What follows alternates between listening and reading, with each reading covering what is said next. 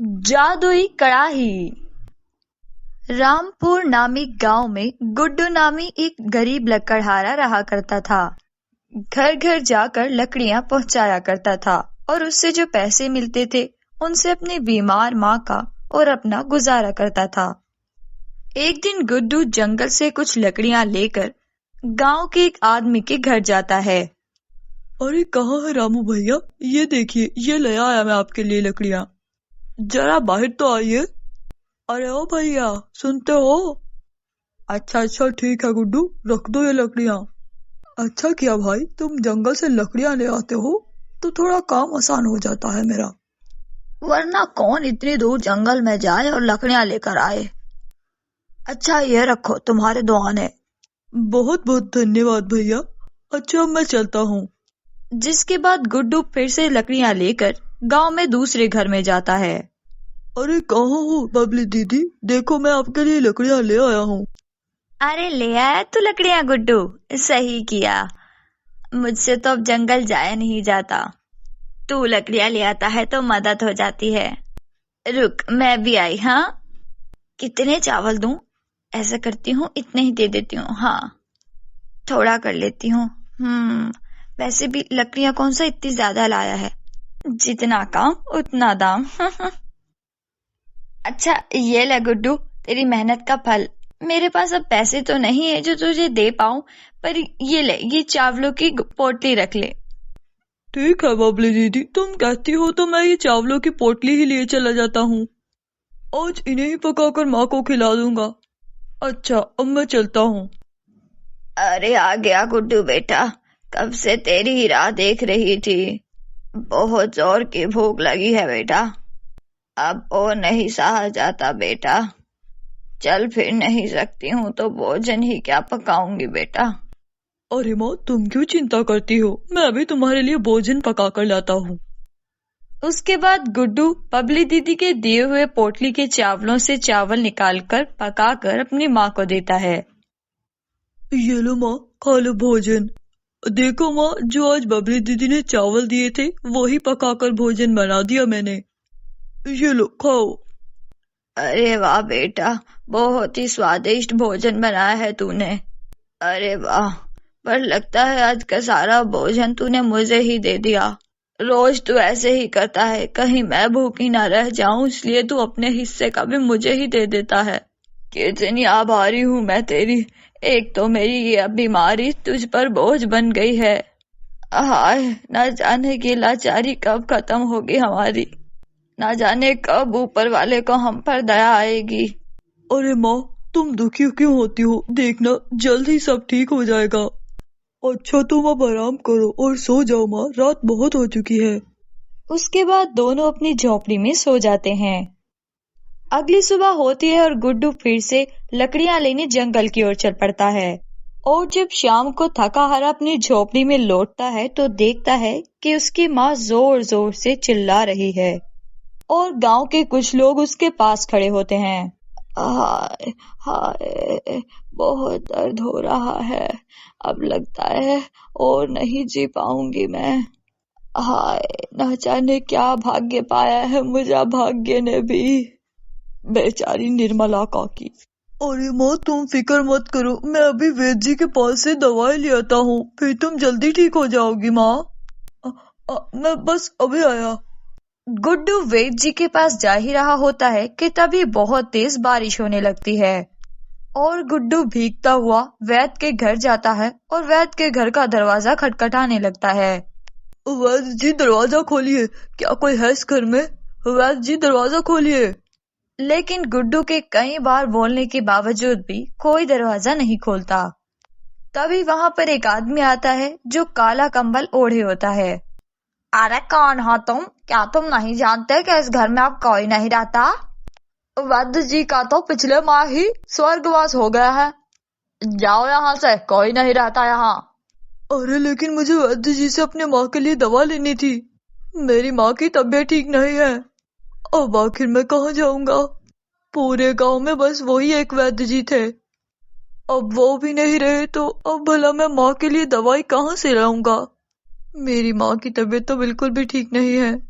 तो ये बात है, चलो मेरे साथ चलो। यहाँ से कुछ दूरी पर ही एक साधु बाबा रहते हैं, वो कुछ मदद कर सकेंगे तुम्हारी।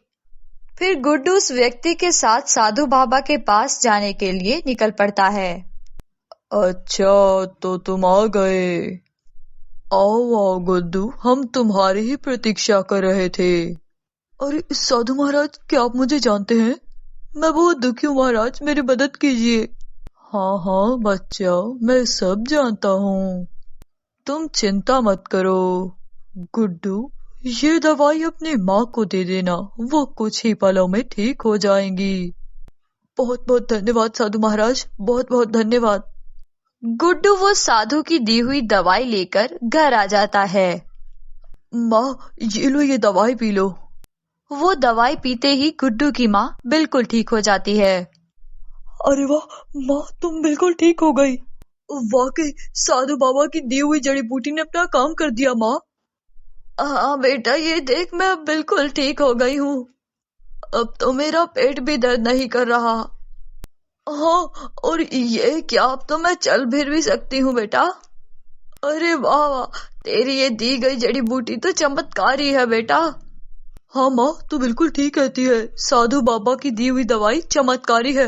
और साधु बाबा भी कोई साधु व्यक्ति नहीं है, वो एक पहुंचे हुए साधु व्यक्ति हैं।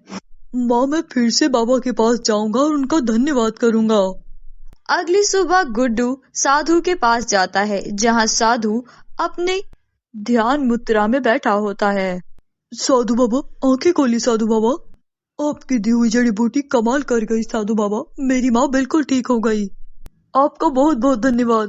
साधु बाबा जोर जोर से हंसने लगते हैं। यह तो होना ही था, हमारी दी हुई कोई चीज असर न करे, ऐसा हो ही नहीं सकता। अपनी कई वर्षों की शिक्षा से हमने परम ज्ञान प्राप्त किया है बेटा, लेकिन इसके बावजूद भी कई दिनों से हम बहुत दुखी हैं। ये आप क्या बोल रहे हैं बाबा? आप और दुखी? आखिर क्यों? क्या बात है जो आपको दुखी कर रही है? बताइए मुझे। अपनी आराधना समाप्त करने के लिए मैं यहाँ से थोड़ी दूर अपनी झोपड़ी में रहता हूँ, जिसमें मैं जाकर विश्राम करता हूँ।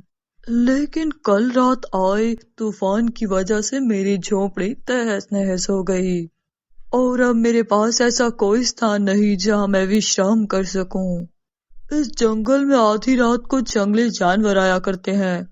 मुझे भय है कि वो मुझे यहाँ स्थान पर देखकर अपना भोजन न बना लें। अच्छा, तो ये बात है, आप चिंता मत कीजिए, मैं एक लकड़हारा हूँ और आपकी इस चिंता का समाधान है मेरे पास। चलिए, आप मुझे अपनी टूटी हुई झोपड़ी के पास ले चलिए। अभी रुकिए साधु बाबा, मैं बस अभी आया। उसके बाद गुड्डू जंगल जाता है और जंगल से कुछ लकड़ियां और घास फूस लेकर आता है और साधु बाबा की झोपड़ी को फिर से बनाने लगता है। और देखते ही देखते वो फिर से साधु बाबा की एक सुंदर सी झोपड़ी बना देता है। ये लीजिए बाबा, आपकी झोपड़ी बनकर तैयार हो गई है। ये पहले से काफी मजबूत और सुंदर बन गई है। देखिए, अब आप इसमें आराम से विश्राम कर पाएंगे। हाँ, तुमने तो बहुत ही सुंदर झोपड़ी बना दी। अब हम इसमें अच्छे से विश्राम कर पाएंगे। हमें किस जंगली जानवर का भी भय नहीं होगा। वाह, हम तुमसे बहुत खुश हुए। बताओ, तुम्हारी क्या इच्छा है, हम अभी पूरी कर देते हैं। बताओ हमें, हम अवश्य ही पूरा करेंगे। क्या सच में आप ऐसा कर सकते हैं? तो साधु बाबा, मुझे कोई ऐसी वस्तु दे दीजिए जिससे मेरी बूढ़ी माँ को कभी भूखा न रहना पड़े। बस कोई ऐसी वस्तु दे दीजिए बाबा। अच्छा, तो तुम्हारी ये इच्छा है। चलो ठीक है, तुम्हारी ये इच्छा मैं अवश्य ही पूरी करूंगा। और तभी साधु बाबा की शक्तियों से वहाँ एक चमकती हुई कड़ाही आ जाती है। ये लो गुड्डू, ये एक चमत्कारी कड़ाही है। जब भी तुम्हारी बूढ़ी माँ को भूख लगेगी तो ये कड़ाही अवश्य ही तुम्हारी सहायता करेगी। तुम इससे जो भी वस्तु मांगोगे ये तुम्हें देगी। सच में बाबा, आप सच बोल रहे हैं? मैं इस चमत्कारी कड़ाही से जो भी मांगूंगा ये कड़ाही मुझे देगी? हाँ बेटा, तुम जो भी मांगोगे ये वही देगी। लेकिन याद रखना, जरूरत से ज्यादा लालच विनाश की ओर ले जाता है। अत्यधिक लालच का अंत हमेशा ही बुरा होता है। बेटा, बाकी सब तो माया है, माया। हाँ बाबा, मैं ध्यान रखूंगा। आपने जो कहा मैं वो सब याद रखूंगा। मैं सब समझ गया। बहुत बहुत धन्यवाद आपका बाबा। अब मैं चलता हूँ। वो चमत्कारी कड़ाही लेकर गुड्डू अपने घर की ओर चल पड़ता है। वो घर पहुंचता है तो तभी उसकी बूढ़ी माँ कहती है, अरे आ गया तू बेटा, कब से तेरी राह देख रही थी। आज घर में एक भी अनाज का दाना नहीं है। अरे लेकिन तेरे हाथ में ये कढ़ाई कहाँ से आई? बता, क्यों लेकर आया है तू? अरे माँ, आहिस्ता बोलो, आजकल तो दीवारों के भी कान होते हैं। ये कोई मामूली कढ़ाई नहीं है, बल्कि ये चमत्कारी कढ़ाई है। साधु बाबा ने दी है। रुको जरा भी। चमत्कारी कढ़ाई, मुझे खूब सारा भोजन चाहिए जिससे मेरी माँ और मेरा पेट भर जाए। जल्दी से मुझे खूब सारा भोजन दे दो, खूब सारा। उसके बाद चमत्कारी कढ़ाई में भोजन भर जाता है। अरे वाह बेटा, तू तो सच कह रहा था। ये तो सच में चमत्कारी कढ़ाई है। अरे वाह वाह, कितना सारा भोजन। हाँ माँ, देखो कितना सारा भोजन आ गया है। वाह, चलो भोजन करते हैं। अब जब भी गुड्डू और उसकी माँ को भोजन चाहिए होता तो वो बड़े चाव से उस कढ़ाई को कहती और उस कढ़ाई में मजेदार भोजन आ जाता। लेकिन फिर एक दिन गुड्डू की पड़ोसन बबली गुड्डू के घर आती है और गुड्डू की माँ को आवाज देती है, अरे कहाँ हो निर्मला काकी, तनिक बाहर तुम आओ जरा। अरे ओ काकी, देखो तो जरा बबली आई है, आओ ना बाहर आओ। अरे आओ आओ बबली बेटा, कैसे आना हुआ? आज बड़े दिन बाद आई हो। सब ठीक तो है? अरे हाँ हाँ काकी, सब ठीक है। क्या बताऊं, बड़ी दुखी हूँ मैं। तुम तो जानती हो, कई दिनों से बोई फसल खराब हो गई है, तो घर में एक भी अनाज का दाना नहीं है। तो तनिक थोड़ी सी चावल मिल जाती तो अच्छा होता काकी। आज भूखा नहीं सोना पड़ेगा। बबली की ऐसी बातें सुनकर गुड्डू की माँ को बबली पर दया आ जाती है। अच्छा अच्छा, तुम यही रुको, मैं अभी आती हूँ। अरे ओ चमत्कारी कढ़ाई, मुझे खूब सारे चावल चाहिए।